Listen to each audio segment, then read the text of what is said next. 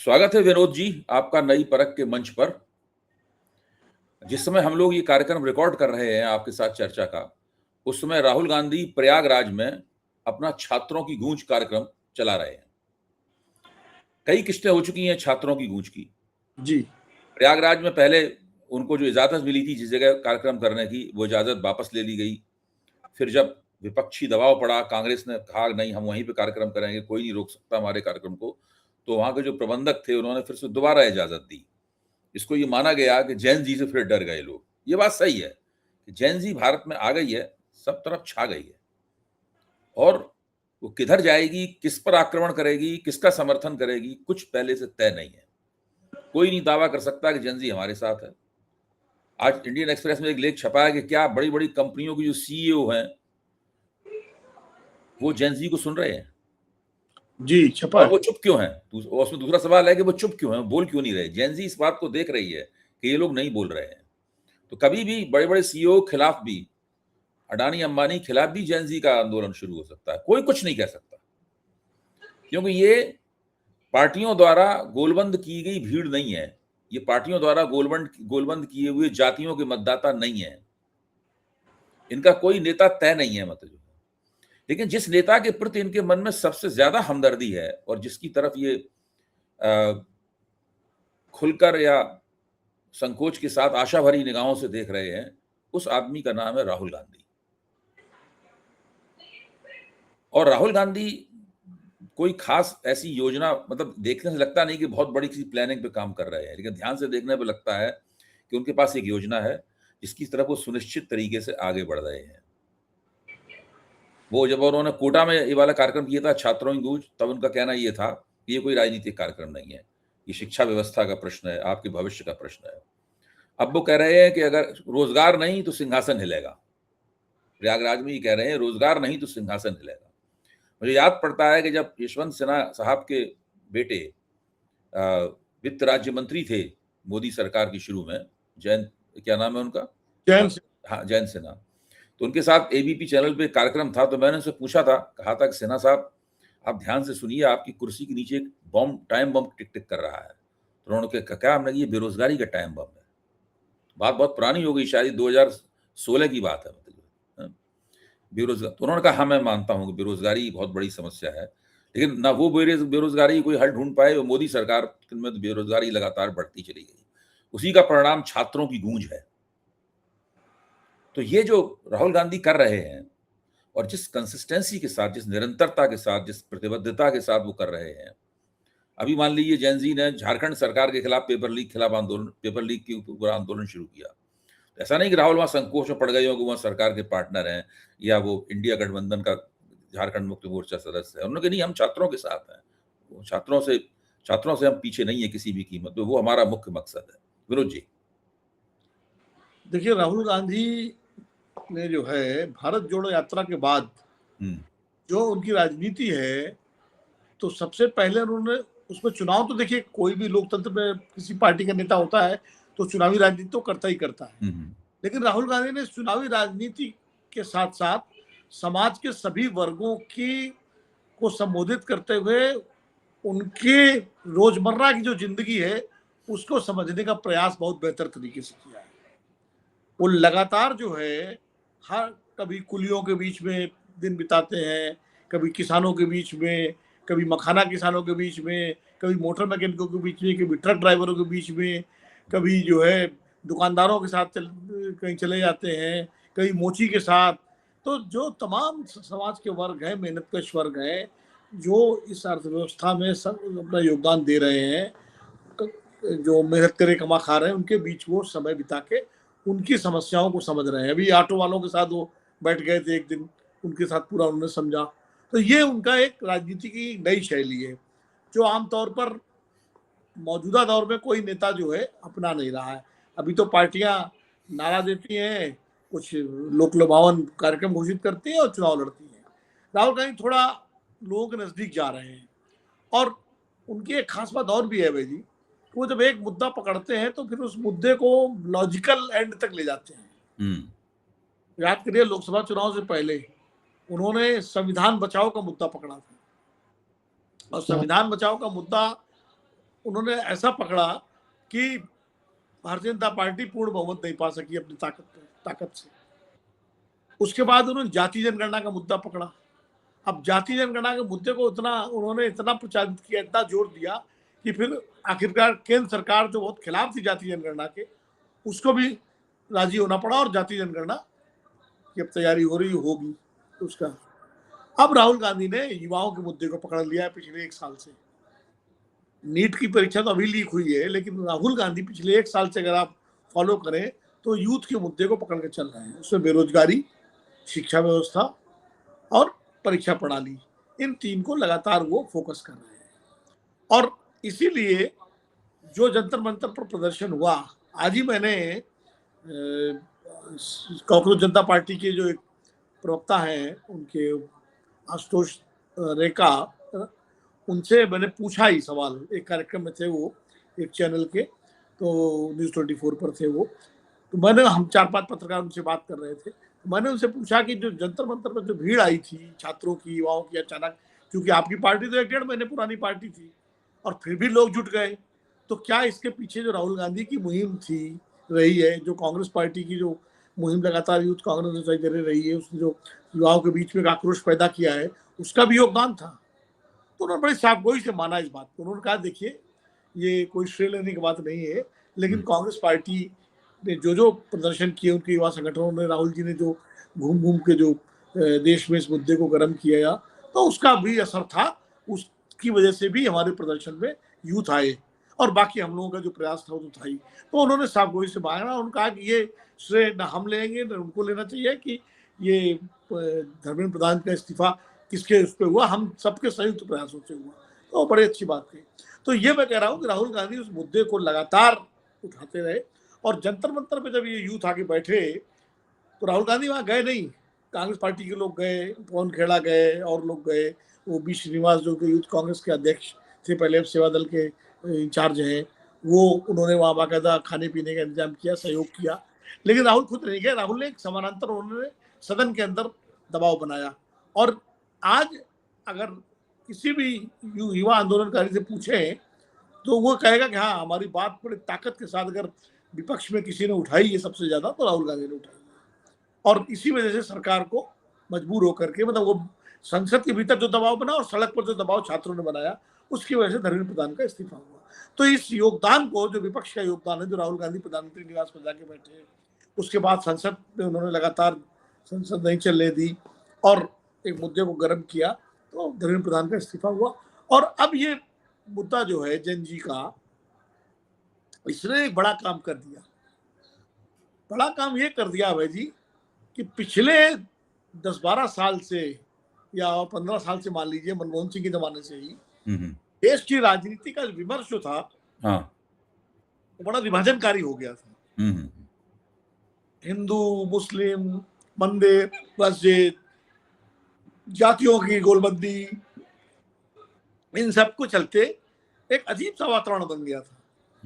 जो बुनियादी सवाल है नौजवानों के, स्वास्थ्य के, शिक्षा के, रोजगार के, बुनियादी सुविधाओं के, प्रदूषण के, उन पर कहीं चर्चा नहीं होती थी, वो विमर्श से बाहर थे। जैन जी और राहुल गांधी ने कोशिश करके इन बुनियादी सवालों को सार्वजनिक विमर्श के केंद्र में ला दिया है। आज आप देखिए, जब जंतर मंतर पे आंदोलन चल रहा था तो प्रधानमंत्री नरेंद्र मोदी जी को इंस्टाग्राम पे आकर के छात्रों की बात को संतुष्ट करना पड़ा लगातार आकर के, और उन्होंने कानून की बात भी की, कड़ा कानून बनवाया। फिर जो है मंत्री का इस्तीफा हुआ, फिर जो है ये आप छात्रों पर मुकदमे वापस लेने की बात थी, उसमें भी वो आगे आए। हर तरह से जो राष्ट्रीय स्वयंसेवक संघ और भाजपा के लोग इन बच्चों को तमाम तरह के नकारात्मक तरीके से इनको परिभाषित कर रहे थे, देशद्रोही, संविधान विरोधी, अराजक, जाने क्या क्या कह रहे थे, उन्हीं के शीर्ष पुरुष मोहन भागवत जी को जैन जी से संवाद करना पड़ा। और मोहन भागवत जी ने क्या कहा कि तो हमारे अपने बच्चे हैं, ये देशभक्त हैं, इनको सुनना चाहिए, इनको एड्रेस करना चाहिए। वो यहाँ तक कह गए कि नेता खाली जो है चुनाव जिताने और उपदेश देने, भाषण देने से नहीं होता, वो तो साथ में रह के जो है जो काम करता और नेता बनता, मतलब इतने आगे तक चले गए।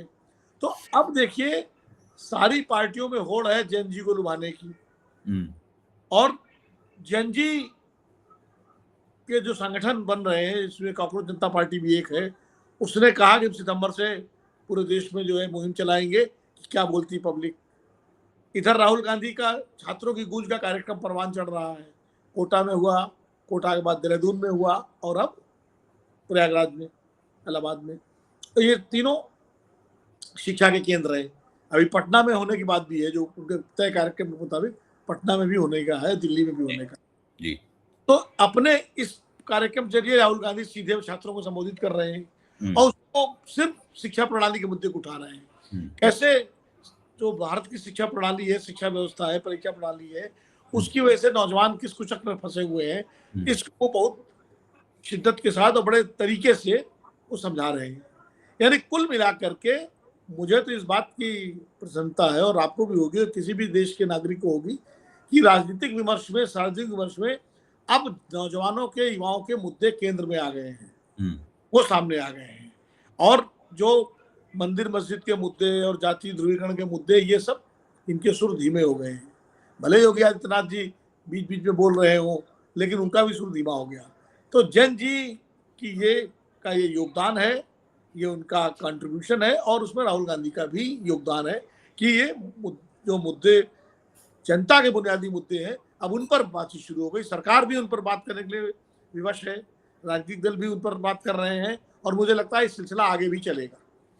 विनोद जी, बहुत अच्छा विश्लेषण किया आपने। इसमें एक बात की तरफ और आपका ध्यान खींचूंगा, मेरी तरफ भी मेरे एक मित्र पत्रकार ने ध्यान खींचा था कि जो जंतर मंतर पर जो डिजिटल कारीगरी देखी गई, जो मौलिकता देखी गई, मीम्स बनाने की, कटाक्ष करने की, सरकार की आलोचना करने की, नए तरीके से सब बातों को कहने की, परिहास बोध, ये सब जो देखा गया वहां पे, इसके पीछे भी कांग्रेस पार्टी की तैयारी थी। यानी कांग्रेस लंबे अरसे से, कांग्रेस के जो प्रचारक हैं, उनके जो प्रोपेगेंडिस्ट हैं, कांग्रेस के हर पार्टी के पास होते हैं, होने भी चाहिए। मैं तो कभी कभी सोचता हूं मेरे पास अगर कोई प्रोपेगेंडिस्ट होता तो आज की बजाय बहुत ज्यादा लोकप्रिय होता। आप भी एक प्रोपेगेंडिस्ट की मदद से ज्यादा लोकप्रिय हो सकते थे। मैं ये कह रहा हूं कि कांग्रेस ने नरेंद्र मोदी के और भाजपा सरकार के विरोध में जो एक मटेरियल तैयार किया था धीरे धीरे लंबे अरसे से, जो कि डिजिटल दुनिया में जमा था मटेरियल, वहां तो डिजिटल दुनिया में हर खजाना है, हर चीज का जमा हो जाता है, अकाउंट होता है एक का है, तो वो अकाउंट, वो सामग्री इस तमाम मौलिकता के पीछे थी। जी, ये एक तथ्य है, मतलब जिसको भी अगर हम देखें कि अचानक कहां से ये इतनी सामग्री फूट पड़ी, जिसने नरेंद्र मोदी की लोकप्रियता को और ज्यादा डैमेज किया, और ज्यादा नुकसान पहुंचाया, तो उसमें पाएंगे उसके पीछे भी कांग्रेस का बहुत बड़ा हाथ दिखाई पड़ता है। क्या विचार है आपका? देखिए अभय जी, निश्चित रूप से कांग्रेस तो लगातार, कांग्रेस का भी अपना आईटी सेल है, सुप्रिया श्रीनेत उसकी प्रमुख है, लगातार भारत जोड़ो यात्रा के दौरान से काफी आक्रामक तरीके से सक्रिय है, और बीजेपी की आईटी सेल के हर प्रचार का जवाब वो काउंटर तरीके से देती है, वो आईटी सेल कांग्रेस की। और इस आंदोलन में, छात्रों के आंदोलन में जो तमाम सारा कंटेंट आया, तो मेरे पास कोई पुख्ता जानकारी तो नहीं है कि कांग्रेस ने सप्लाई किया या कांग्रेस, लेकिन कांग्रेस सप्लाई नहीं किया, वो चूंकि पहले से डिजिटल दुनिया में दर्ज था, मतलब जो है, हाँ, तो पहले से ही ये लोग उसका संज्ञान ले चुके थे, ये मैं कह रहा हूँ। नहीं, बिल्कुल आपकी बात सही, वो भी दर्ज था, और दूसरा उस समय भी तैयार किया करवाया होगा कांग्रेस ने, जी, है, और उसको वायरल किया होगा। उसमें कोई ये होता है, जैसे अन्ना आंदोलन के समय बीजेपी ने बहुत सारा कंटेंट वायरल किया था तत्कालीन यूपीए सरकार के खिलाफ, तो कांग्रेस ने भी किया होगा। अब मैं आपको एक और चीज बताऊं, अब इसको आप अपने तरीके से जोड़िएगा। अभिजीत दीपकी जब दिल्ली आए और एयरपोर्ट पे उतरे अमेरिका से, तो उनके हाथ में सिर्फ एक तस्वीर थी डॉक्टर अंबेडकर की, और उन्होंने घोषित किया कि अंबेडकर के विचारों पर चलने वाले हैं, अंबेडकरवादी हैं। जब जंतर मंतर पर बैठे तो वहां अंबेडकर के बगल में गांधी जी की भी एक तस्वीर लग गई, और अंबेडकर के नारे लगते थे, गांधी जी के भी लगते थे, बाकी भगत सिंह, चंद्रशेखर आजाद सबके लग रहे थे। अभी जो उनकी प्रेस कॉन्फ्रेंस हुई 2 दिन पहले, अभिजीत दीपके और आशुतोष रैंका और सौरभ दास थे, उसमें उन्होंने कहा कि हम जवाहरलाल नेहरू के सपनों का, उनके विजन का भारत बनाना चाहते हैं। अंबेडकर, गांधी और जवाहरलाल नेहरू तीनों को उन्होंने लिया और विस्तार से बताया कि जवाहरलाल नेहरू कैसे मॉडर्न इंडिया के आर्किटेक्ट थे और उन्होंने जो है जो विजन जो वैज्ञानिक सोच का और जो एक आधुनिक भारत की कल्पना की थी, हम उस तरह का भारत बनाना चाहते हैं। ये सवाल आज मैंने जब पूछा कार्यक्रम में आशुतोष वेंका से, तो उन्होंने और इसकी विस्तृत व्याख्या की। उन्होंने कहा कि पिछले कुछ वर्षों में नेहरू को जिस तरह से खाली कांग्रेस का नेता बना दिया गया और उनको बड़ा डिमीन किया गया, वो गलत है। नेहरू तो पूरे देश के नेता थे, राष्ट्र के निर्माता थे, विजनरी थे और उन्होंने IIT, IIM, इसरो और तमाम सारे मेडिकल संस्थान, उनका शिक्षा के क्षेत्र में जितना काम नेहरू ने किया उसी से देश आज यहाँ तक पहुंचा है।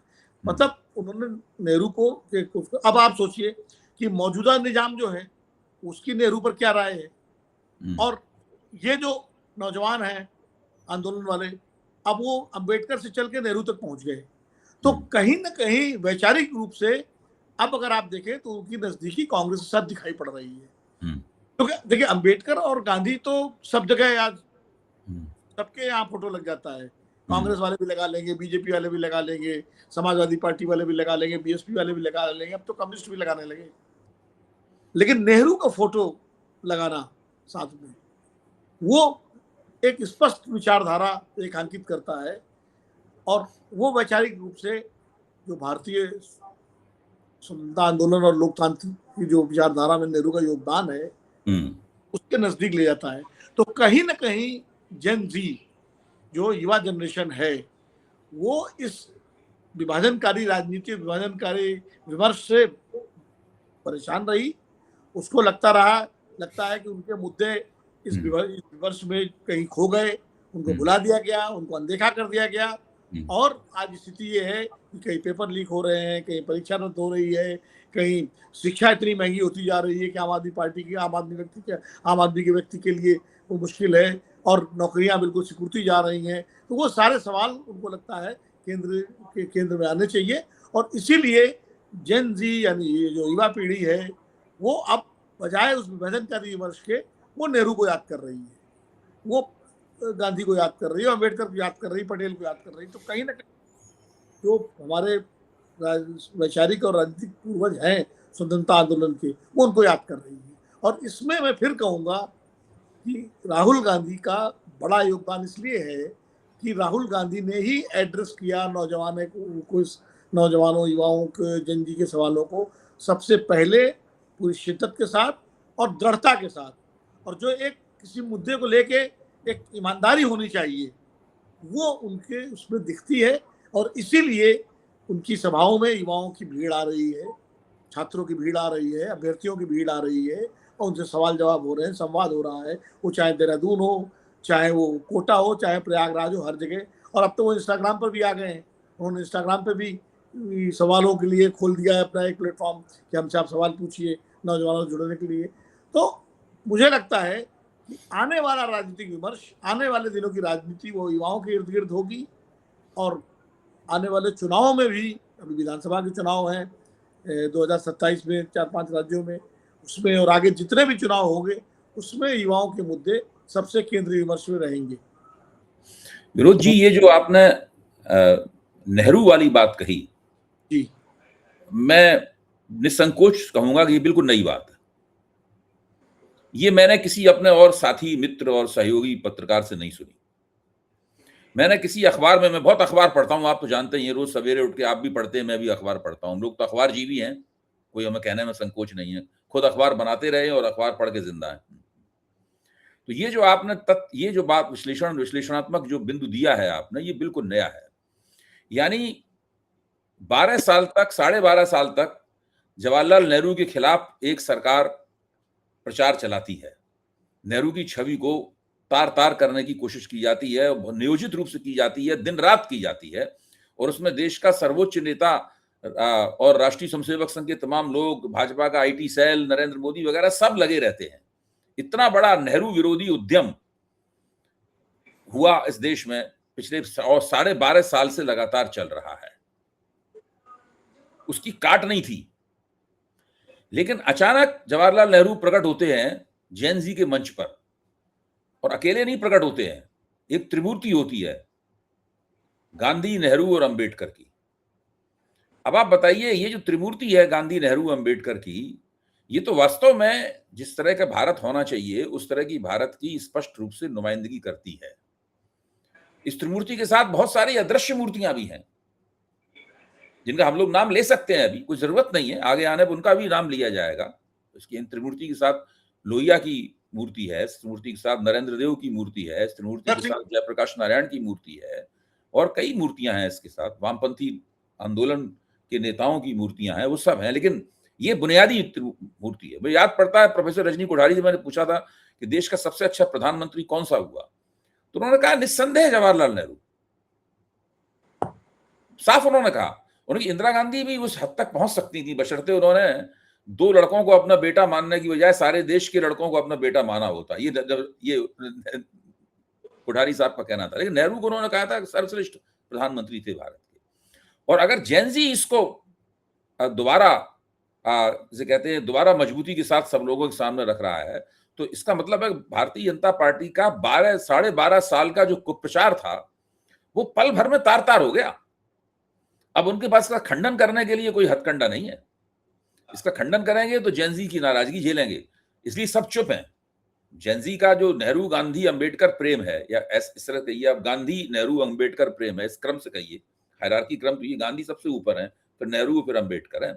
ये जो क्रम है इसका अगर वो लोग खंडन करते हैं, अब उनका तरीका क्या है, वो तो पोस्टर निकाल रहे हैं, एक जैनजी के साथ में नरेंद्र मोदी पीठ लगाए खड़े हुए हैं कि जनता के मोदी भी लोकप्रिय हैं, जैनजी भी लोकप्रिय है, हम जैनजी में भी विश्वास करते हैं, मोदी भी विश्वास करते हैं। इस तरह की पोस्टरबाजी से वो उस क्षति की पूर्ति करना चाहते हैं जो कि हो गई है। ये तो बहुत बड़ी उपलब्धि है विमर्श के क्षेत्र में। विरोध जी। नहीं, बिल्कुल आप सही कह रहे हैं भाई। कोशिश तो ये हुई कि नेहरू को इतना लांछित कर दिया जाए, लोग नेहरू का नाम लेते वक्त जो है 10 बार सोचे कि सम्मान से लिया जाए कि न लिया जाए। ये कोशिश तो की गई और बड़े सुनियोजित तरीके से की गई। नेहरू के तमाम कथित रूप से जो चित्र सोशल मीडिया पे डाले गए, यहाँ तक कि वो अपनी बहन के साथ हैं, भांजी के साथ हैं, अपने भतीजी के साथ, तब भी उनको ऐसे प्रचारित किया गया जैसे पता नहीं वो कितना विलासी हो। और संसद तक में देखिए अभी किस तरह से एक सांसद ने नेहरू के बारे में क्या क्या नहीं बोला, और सदन सुनता रहा और लोग सुनते रहे और सत्ता पक्ष सुनता रहा और सब नेता बैठे रहे, इस पीठ से भी किसी ने आपत्ति नहीं की। ये सब हुआ। ऐसे माहौल में हम लोग तो अपने स्तर पर जहाँ विरोध कर सकते थे करते थे, भाई ठीक है, नक्कार खाने में तूती की आवाज की तरह आप हो गए, हम लोग भी जो भी को लगता था।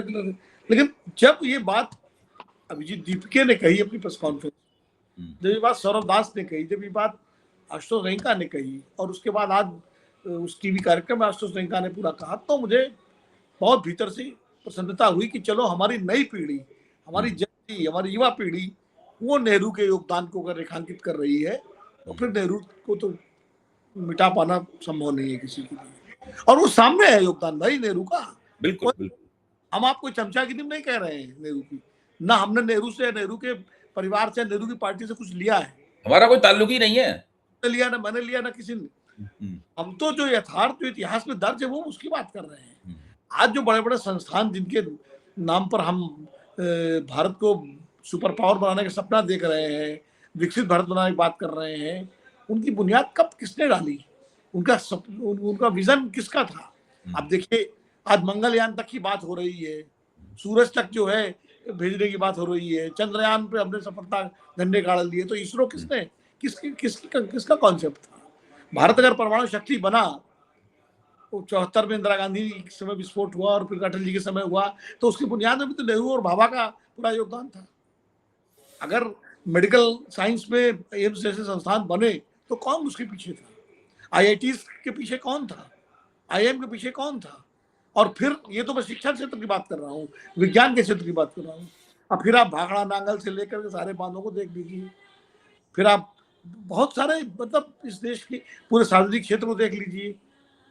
तो नेहरू के योगदान को आप कैसे खत्म कर देंगे? और नेहरू का देखिए पर्सनल एजेंडा, ये जैनजी इस बात को समझ रही है, ये कि नेहरू का पर्सनल एजेंडा नहीं था, नेहरू का वैचारिक एजेंडा था, राजनीतिक एजेंडा था, और एक धर्मनिरपेक्ष भारत, वैज्ञानिक भारत बनाने का एजेंडा था। इसीलिए उन्होंने कल्पना की थी और कहा था कि हर गांव में विज्ञान मंदिर बनना चाहिए। ये कोई यहाँ मंदिर बनाने की बात हो रही है, लेकिन विज्ञान मंदिर की बात नहीं हो रही है, नेहरू ने की थी। तो अगर जनजी इसको समझ रहा है इन चीजों को, इसीलिए जहां गांधी का त्याग, तपस्या, संघर्ष, सत्य, सत्याग्रह, अंबेडकर का संघर्ष, संगठन, वैचारिक उनकी दृष्टि, समता और नेहरू का विजन, अगर ये तीनों मिल जाते हैं, और आपको अगर ज्यादा है तो आप पटेल को भी जोड़ लीजिए, भगत सिंह को जोड़ लीजिए, लोहिया को जोड़ लीजिए, आप उसमें कोई दिक्कत नहीं है। सबको ही अलग अलग, मौलाना आजाद को जोड़ लीजिए, सब एक ही मंजिल के तरफ चलने वाले राही थे। बिल्कुल। तो जो हिंदुस्तान की तस्वीर बनती है वो अपने आप महत्वपूर्ण है, क्योंकि उसमें सावरकर नहीं है कहीं इस पूरे उसमें, और न जनजी ने कभी उनका जिक्र किया। तो ये बात काबिले गौर है अभय जी कि अगर जनजी के विचार प्रवाह में नेहरू आते हैं, भगत सिंह आते हैं, ये सारे लोग होते हैं, तो कम से कम हम इस बात से मुतमईन हो सकते हैं कि उनकी एक स्पष्ट राजनीतिक विचारधारा है, एक वैचारिक धारा है, जिसमें वो सांप्रदायिकता पर समझौता नहीं करेंगे, वो जातिवाद की राजनीति नहीं करेंगे, वो परिवारवाद की राजनीति नहीं करेंगे, और युवाओं के मुद्दों को उठाएंगे। आज जैसे अभिषेक रंका से पूछा हम लोगों ने कि भाई आपको राजनीतिक पार्टी बनाने का इरादा है कि नहीं, बोले फिलहाल इस सवाल पर हम लोगों ने विराम लगा दिया है कि अभी ऐसा कुछ नहीं है। अभी हम एक सोशल, सामाजिक राजनीतिक मंच के रूप में काम करेंगे, प्रेशर ग्रुप के रूप में काम करेंगे, और विवश करेंगे सरकारों को, चाहे किसी दल की सरकार हो, कि यूथ एजेंडा जो है उस पर काम करें, उनके सवालों पर सोचें, उनके सवालों को एड्रेस करें। तो उन्होंने विकल्प खुला छोड़ा है आगे के लिए, एकदम 100% रूल आउट नहीं किया, लेकिन उन्होंने कहा कि अभी ऐसा नहीं है। अच्छी बात है, कल को पार्टी बनाते हैं तो क्या बुराई है, लेकिन अगर वो एक प्रेशर ग्रुप के रूप में काम कर रहे हैं तो ये देश के लिए भी अच्छा है, और समाज के लिए भी अच्छा है, और भारतीय राजनीति के लिए भी अच्छा है। और फिर मैं कहूंगा अभय जी, इसका श्रेय राहुल गांधी को देना चाहिए। बिल्कुल बिल्कुल। गाँव में राजनीतिक दलों में कांग्रेस जनता पार्टी तो बाद में आई है, इस सवाल जमीन तो उन्होंने ही तैयार की, जिस जमीन पर ये लोग चल रहे हैं वो उन्हीं की तैयार की हुई है, राहुल गांधी ने एड्रेस किया है लगातार। बिल्कुल बिल्कुल। बहुत बहुत धन्यवाद विनोद जी, बहुत सुंदर विश्लेषण के लिए, और संभावनापूर्ण नुक्ते आपने उठाए, ऐसे नुक्ते उठाए जो कि आमतौर पर अभी मैंने नहीं सुने, और आप जिस तरह से खोज के लाए हैं इस बात को, और जाहिर है कि आपने अभी जो बातचीत की है आम आदमी पार्टी के एक नेता या प्रवक्ता से, आशुतोष रैंका से, तो जी जनता पार्टी, हाँ जी, काकरोच जनता पार्टी के जिस नेता और प्रवक्ता से आपने बातचीत की है, शायद उसी से आपने ये चीजें प्राप्त की। बहुत बहुत शुक्रिया। मुझे लगता है कि आपका वीडियो बहुत लोकप्रिय होगा, क्योंकि आपने जो बातें कही हैं, बातें एकदम नई हैं, और लोग नई बातें सुनना चाहते हैं। लोग बीजेपी के आईटी सेल के घिसी पिटी और घटिया प्रचार से तंग आ चुके थे। जैसे ही नई हवा की तरह ये सब बातें उनके सामने आई, और वो सब बातों को लगातार ग्रहण कर रहे हैं। खुद नई परख जो मंच है, वो पिछले 1 महीने के अंदर अभी तक जितना उसकी ग्रोथ हुई है, 1 महीने में सबसे ज्यादा ग्रोथ है। पिछले 1 महीने में जितना हम लोगों के हमें जो सब्सक्राइबर्स मिले हैं और हमें जो व्यूअर्स मिले हैं, वो पिछले कई महीनों से अधिक ज्यादा। हालांकि हमारा जो मंच है काफी तेजी के साथ आगे बढ़ रहा था, लेकिन इस 1 महीने में उसने एक लंबी छलांग उसने भरी है, और इसमें आपका बहुत महत्वपूर्ण योगदान है। बहुत बहुत शुक्रिया।